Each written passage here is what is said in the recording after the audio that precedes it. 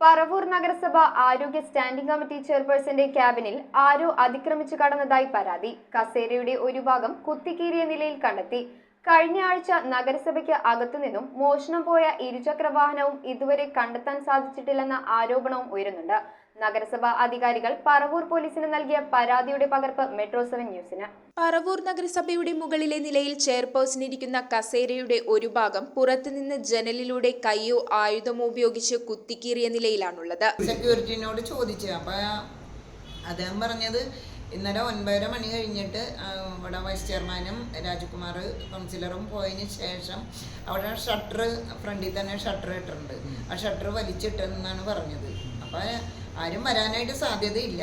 ഇന്ന് രാവിലെ ആണ് ക്ലീനിങ്ങിന് വന്നപ്പോൾ അവരും ഇങ്ങനെ കിടക്കുന്നത് കണ്ടത്. നഗരസഭയ്ക്കകത്തുള്ള CCTVകളൊന്നും പ്രവർത്തിക്കാത്തത് മൂലം ഈ കൃത്യം നടത്തിയതാരാണെന്ന് കണ്ടുപിടിക്കാൻ കഴിഞ്ഞിട്ടില്ല. കഴിഞ്ഞ ആഴ്ച നഗരസഭയ്ക്കകത്ത് നിന്ന് മോഷണം പോയ ഇരുചക്ര വാഹനം ഇതുവരെയും കണ്ടെത്താൻ സാധിച്ചിട്ടില്ല എന്ന ആക്ഷേപവും ഉയരുന്നുണ്ട്. ഒന്നിലധികം വട്ടം ഇത്തരം സംഭവങ്ങൾ ഉണ്ടായതിനാൽ എത്രയും വേഗം നഗരസഭയ്ക്കകത്ത് CCTV സ്ഥാപിക്കാനുള്ള നടപടികൾ ആരംഭിക്കുമെന്ന് അധികൃതർ അറിയിച്ചു. അത് ആരാണെന്ന് കണ്ടെത്തേണ്ടത് പോലീസിന്റെയും കൂടെ ഉത്തരവാദിത്തമാണ്.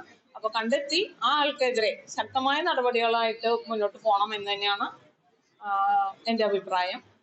പിന്നെ ഇതിപ്പോ CCTV ഇവിടെ വർക്കിംഗ് അല്ല എന്നുള്ളത് സത്യമാണ്. അപ്പോൾ അതിനുള്ള പ്രോജക്റ്റ് പൈസ വെച്ചിട്ടുണ്ട്. അതിനുള്ള CCTV ഉടനടി സ്ഥാപിക്കാനുള്ള അടിയന്തര നടപടികൾ സ്വീകരിക്കുന്നതാണ്. സംഭവത്തിൽ നഗരസഭാ അധികാരികൾ പറവൂർ പോലീസിന് നൽകിയ പരാതിയുടെ പകർപ്പ് മെട്രോ 7 ന്യൂസിന് ലഭിച്ചു.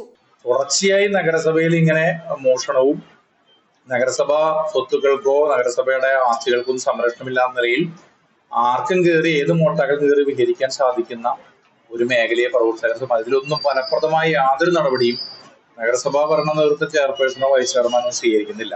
News bureau, Paravur. ആദ്യ കാഴ്ചയിൽ നിങ്ങളുടെ മനസ്സിൽ പതിയുന്ന ലൈറ്റ് വെയ്റ്റ് സ്വർണ്ണാഭരണങ്ങളുടെ വൈവിധ്യമാർന്ന കളക്ഷൻസ്. 250 മില്ലി മുതലുള്ള കുട്ടിവളകൾ, 1.5 ഗ്രാമിൽ തുടങ്ങുന്ന മാലകൾ, 2 ഗ്രാം മുതലുള്ള വലിയ വളകൾ. Aleena golden diamonds,